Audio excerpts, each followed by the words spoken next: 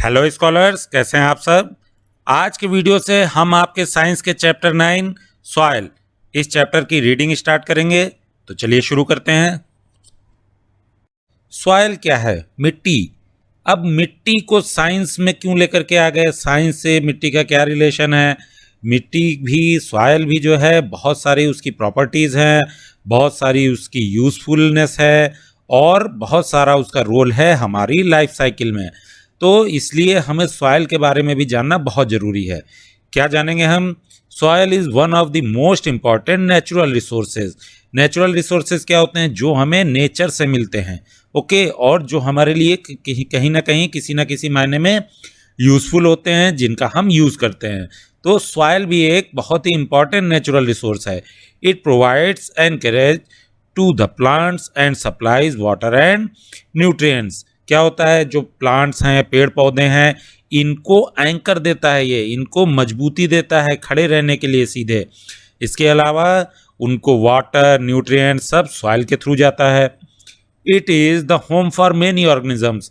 आपने देखा होगा कि बहुत सारे छोटे छोटे बड़े बड़े ऑर्गेनिजम्स हैं, उनके घर है मिट्टी के अंदर में रहते हैं छोटे छोटे कीड़े मकोड़े। Soil is essential for agriculture.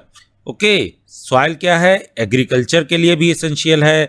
हमारे खेती और जो हम फसल पैदा करते हैं उसके लिए मिट्टी बहुत ज़रूरी है। Agriculture provides food, clothing and shelter for all. Agriculture से क्या हो रहा है? फूड मिल रहा है, क्लोथिंग मिल रही है। क्लोथिंग कैसे मिल रही है? आपको पता है कि कॉटन की भी एग्रीकल्चर होती है, खेती होती है, उस कॉटन से कपड़े बनते हैं। शेल्टर मिल रहा है, उसी की लकड़ी से हम घर बनाते हैं। Soil is thus an inseparable part of our life. तो सॉइल क्या है, मिट्टी क्या है? हमारी लाइफ से एक जुड़ी हुई चीज़ है, इसको हम अपनी लाइफ से अलग नहीं कर सकते हैं।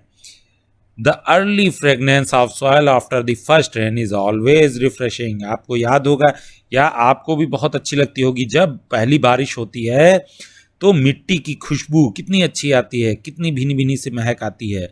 ओके, और आज के पहला टॉपिक क्या है? ये 9.1 soil teeming with life. Soil क्या है? जीवन से भरी हुई मिट्टी है। ठीक है, क्या है जी मिट्टी में? One day during the rainy season Paheli and Boojho observe an earthworm coming out of the soil.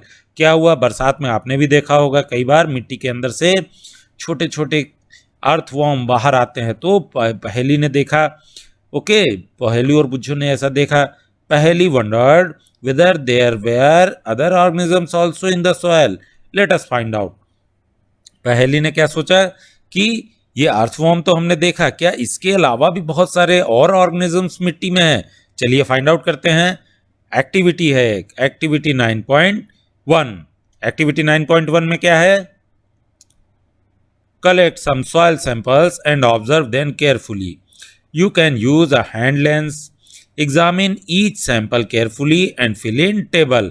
क्या करना है? डिफरेंट डिफरेंट अलग अलग जगह की थोड़ी थोड़ी सी मिट्टी के सैंपल लीजिए, ओके, और उसको मॉनिटर करने की कोशिश कीजिए। एक छोटा हाथ में लेने वाला जो लेंस होता है उससे भी देख सकते हैं, लेकिन थोड़ा सा जब आप मिट्टी का काम कर रहे हो तो हाथ में ग्लव्स भी पहनिए। Okay, discuss your observation with your friends. Are the soil samples collected by your friends similar to the ones collected by you? Bujo and Paheli have used soil in many ways. They enjoyed playing with it. It is a very great fun indeed. Make a list of the uses of soil. क्या किया? अलग अलग जगह के मिट्टी के sample लिए। अलग अलग जगह कौन सी हो सकती हैं? देखिए नीचे एक जो है लिस्ट भी दी हुई है, कहाँ कहाँ की।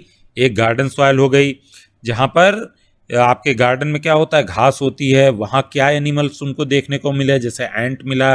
इसी तरीके से सड़क के किनारे की मिट्टी, वहाँ किस तरीके के आपको प्लांट्स देखने को मिले, किस तरीके के ऑर्गेनिजम्स मिले।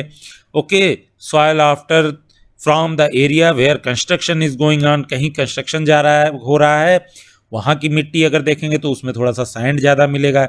इस तरीके से आप डिफरेंट डिफरेंट जगह की सॉइल देखिए, हर जगह कुछ ना कुछ डिफरेंस आपको दिखाई देगा। ओके, अब क्या है कि बुज्जो और पहेली जब मिट्टी के सैंपल लेने गए तो क्या होता है? बच्चों को मिट्टी से खेलने में बहुत मज़ा आती है, वो तो मिट्टी के साथ खेलने भी लगे।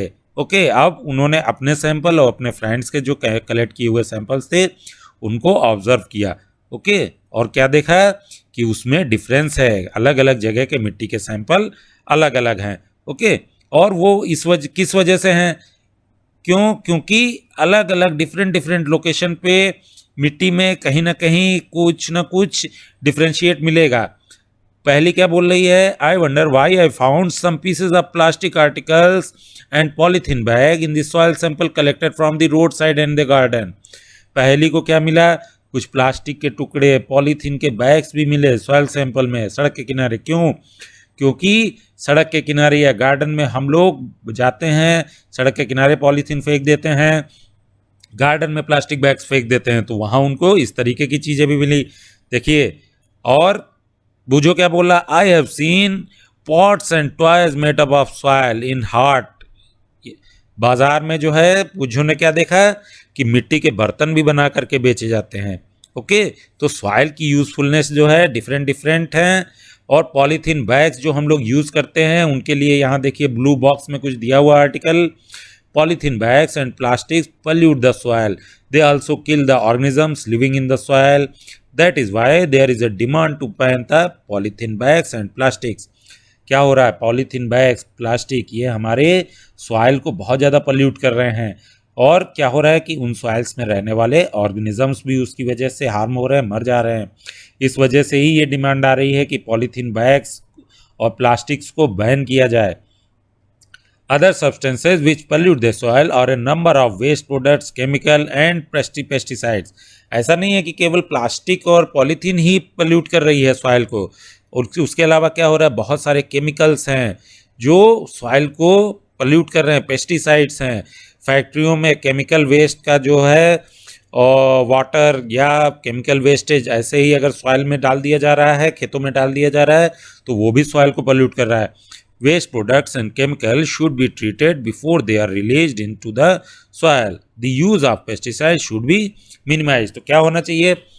जो भी इस तरीके का केमिकल वेस्ट है जिनको आप सॉइल में डाल दे रहे हैं, मिट्टी में डाल दे रहे हैं, उनको पहले ट्रीट कीजिए, उनको इस तरीके से ट्रीट कीजिए कि वो सॉइल को हार्म ना करें, उसके बाद ही उनको डालिए। पेस्टिसाइड्स का कम से कम यूज़ कीजिए, ओके, जिससे कि हम सॉइल को पल्यूट होने से बचा सकें। और इसके बाद में हमारा नेक्स्ट टॉपिक क्या है? Soil profile 9.2। Okay, soil profile क्या होती है इसके बारे में हम नेक्स्ट वीडियो में जानेंगे। ओके, मिलेंगे नेक्स्ट वीडियो में। Till then, bye.